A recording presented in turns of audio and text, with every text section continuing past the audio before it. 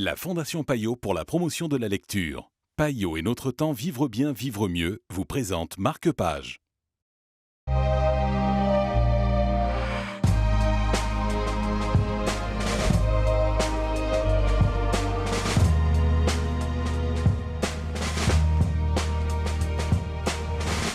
Bonjour et bienvenue dans Marque-Page, Les cheveux de Lucrèce. C'est le livre dont nous allons vous parler aujourd'hui en compagnie de Joëlle Braque de Pays-les-Bas. Bonjour Joëlle. Bonjour.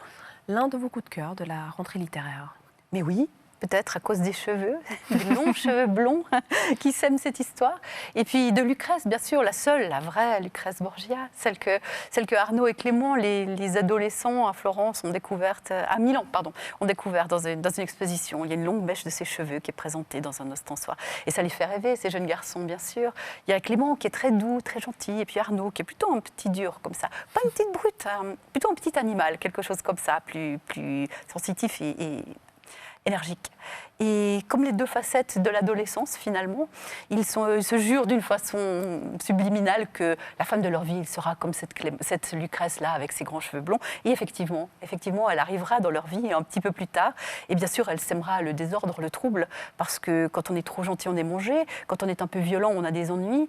Et que quand les choses s'entrechoquent de cette façon, autour d'une jeune fille adorable, avec une histoire de bijoux, une histoire de mystère, et puis la vie italienne, comme Bailey sait la décrire, c'est un styliste hors pair, bien sûr. Et on retrouve son art de ciseler les choses avec une élégance, une finesse, son art de pas y toucher qui vous crée une ambiance en deux lignes et qui enveloppe ces personnages dans cette histoire qui bien sûr, va amener des conséquences assez tragiques, assez difficile, quelque chose qui se rattache au drame de la Renaissance, tel qu'on les trouve dans le théâtre de Musset, de Hugo.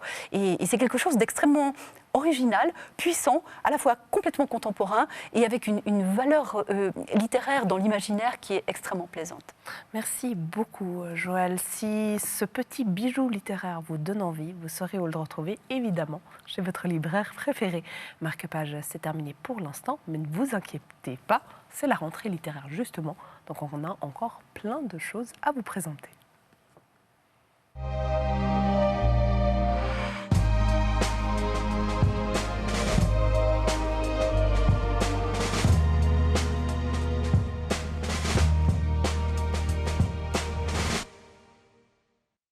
La Fondation Payot pour la promotion de la lecture. Payot et notre temps vivre bien, vivre mieux vous ont présenté Marque-Page.